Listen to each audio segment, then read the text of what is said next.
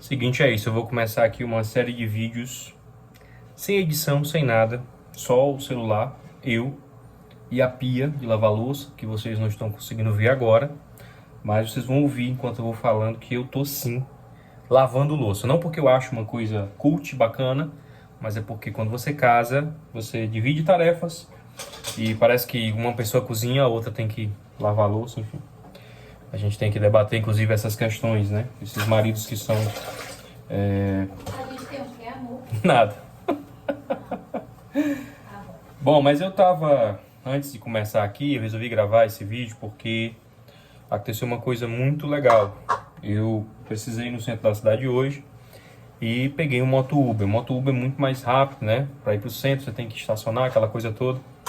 Então eu chamei o moto Uber, ele me pegou lá onde eu tava.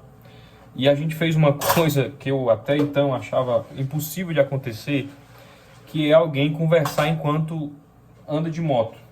Você sabe que andar de moto não é fácil, né? Tem toda uma questão de equilíbrio, que eu particularmente acho muito complexo, a coisa toda. Inclusive, eu acho que qualquer pessoa que anda de moto pode muito bem se apresentar num circo, porque é uma habilidade circense, né? Eu tive uma dificuldade imensa de aprender a andar de bicicleta. Eu só comecei a andar de bicicleta porque a minha mãe se cansou de tentar me ensinar e me levou para uma ladeira bem alta lá no meu bairro e me soltou. Aí no desespero, ou era aprender a andar de bicicleta ou era bater no muro do sítio Leoville, no final da rua São José do Mutirão. Enfim, mas não é disso que eu tô falando. Voltando para a história de hoje. A gente pegou peguei esse moto Uber e o que é que acontece? Entre um sinal e outro, né? Um semáforo e outro, a gente puxava um assunto. E é muito fácil puxar um assunto no trânsito porque acontece de tudo, né? A pessoa fecha você e tal, aquela coisa toda, e foi isso que aconteceu. E aí ele pegou e falou, né? Reclamou de uma pessoa e tal. E aí eu disse, o trânsito está cada vez pior. Ele disse, tá muito difícil. Mas eu prefiro, de certa forma, o trânsito mais intenso. Porque o trânsito tranquilo, ele é mais perigoso. Aí eu peguei e perguntei, por que você acha isso? Ele disse, porque, pode prestar atenção, a maioria dos acidentes é quando a pessoa está num trânsito mais tranquilo, porque ela está desatenta. E foi muito legal ele ter dito isso, porque eu estava assistindo uma fala de uma pessoa que estava comentando que uma das maneiras mais eficientes de você fazer coisa errada na vida é perder a presença. E o que é perder a presença? É esquecer onde você está. É simplesmente não perceber o que você precisa fazer, como você precisa se portar, quais os benefícios e os malefícios de você estar ou não estar inteiramente focado em algo. Se é que você me entende. Então ele diz isso, das formas mais certas de você dar errado alguma coisa na sua vida é perder a presença. E eu concordei com aquele cara. Falei assim, você tem razão. Eu peguei, você anda muito, roda muito no Uber. Aí ele falou, não, eu só rodo pela parte da manhã. À noite eu acho que é mais perigoso e tem mais assalto. E durante a tarde eu vou para um estágio. Ele era um cara assim, já maduro. Você via que ele tinha assim entre, sei lá, 40 e poucos anos, mas que estava concluindo o curso de enfermagem. Ele contou isso, né? E aí ele falou que ele não trabalhava durante a tarde, porque ele ia para esse estágio, e à noite ele achava perigoso. Então ele focava tudo que ele tinha na manhã. E ele vivia assim. Trabalhava no moto Uber pela manhã, fazia o estágio dele na parte da tarde e recebia um salário pelo INSS. Porque ele era afastado pelo INSS. É assim que fala? Estar afastado pelo INSS. Aí Amor, está fervendo? tá fervendo. Pode desligar? E aí foi pronto. E aí foi que aconteceu. Ele disse que está afastado há 1 ano porque ele teve câncer de pele. Quando ele falou aquilo, eu fiquei até um pouco impactado. Ele falou assim, olha, eu tive câncer de pele, estou afastado há 1 ano. Eu disse assim, sério, como foi isso? Ele falou, na verdade eu tinha um sinal, uma manchinha na axila, que nunca me fez mal, que eu nunca senti uma dor numa unha. E não sei como, ele não explicou direito, mas De repente ele meio que foi ver, e quando ele foi investigar, ele conseguiu operar, retirar o tecido cancerígeno, é assim, amor?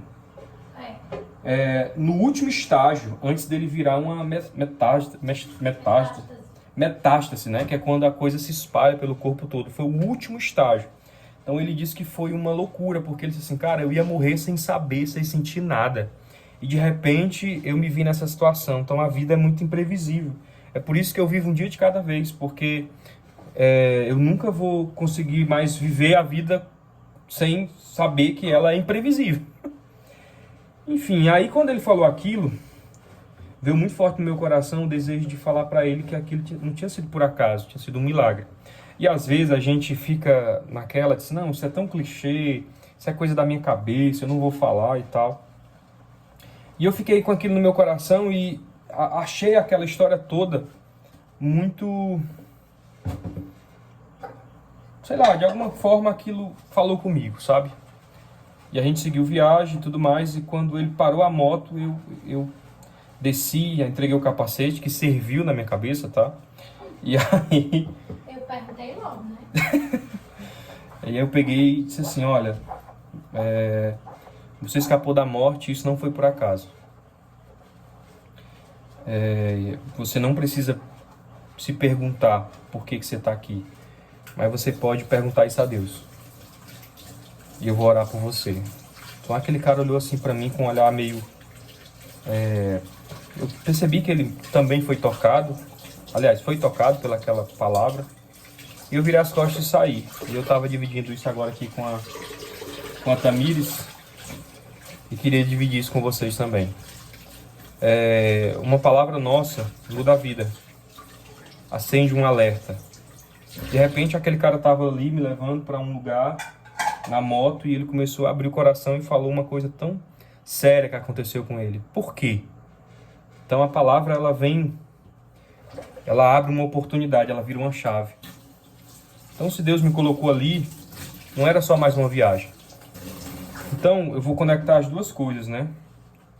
Você falar algo e deixar Deus realmente usar você para, de alguma forma, tocar alguém, e o fato dele falar que você só dá errado, só se envolve em graves acidentes de trânsito, pessoas que estão desatentas, porque na cabeça delas, elas já sabem, já aprenderam. Então o trânsito mais leve, o trânsito mais tranquilo, ele é mais perigoso. Isso ficou na minha cabeça.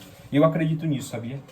Eu acho que quando a gente está sob ataque, quando a gente está numa tribulação, parece que a gente fica mais atento, parece que a gente fica mais em alerta, né? Parece que a gente entende que é uma batalha a ser vencida. Mas quando a gente baixa a guarda, e eu até vi uma coisa dessa, viu, amor? Uma vez eu vi uma pessoa falar que a maioria dos acidentes de trânsito são justamente próximo de casa. Pessoas que estão perto de casa e aí elas baixam a guarda. Porque relaxa, né? Muita gente tira o cinto de segurança quando está chegando em casa. Muita gente, eu sou uma dessas pessoas. Porque você relaxa. E aí eu lembrei agora de outra história. Eu vou até contar, viu, amor? Uma vez eu saí de um culto e precisei ir num lugar ali próximo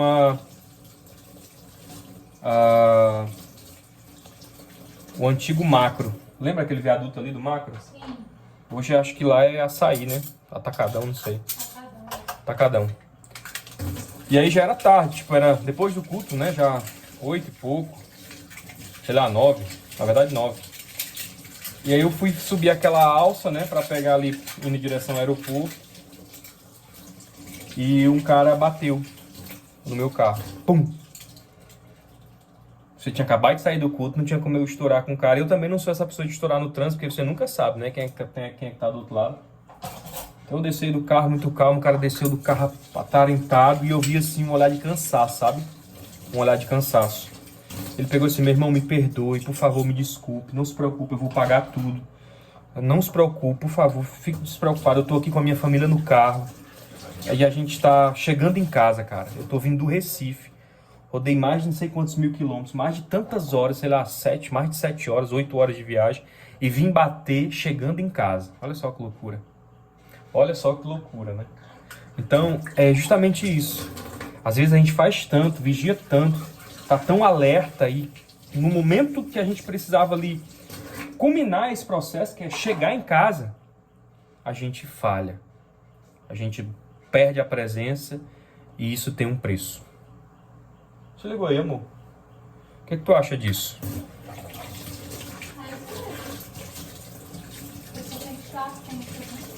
A pessoa tem que estar atenta. Porque justamente na hora da desatenção, as pessoas se deixam fora. Exatamente. Então, é isso.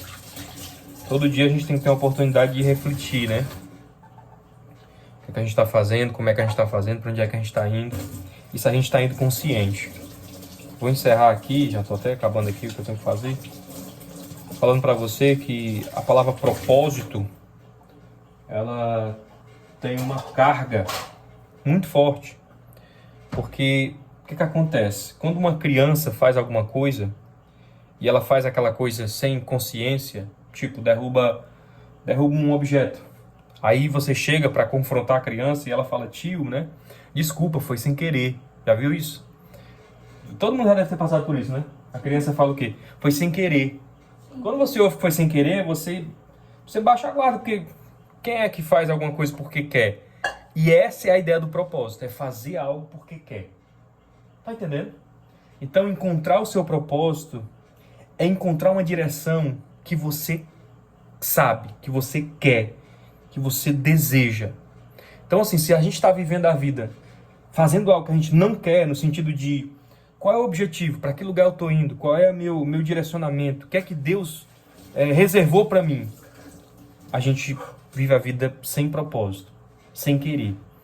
E um dia Deus vai nos cobrar da vida que a gente viveu sem querer, da vida que a gente viveu sem ser de propósito. Então, é um monte de coisa que eu falei aqui.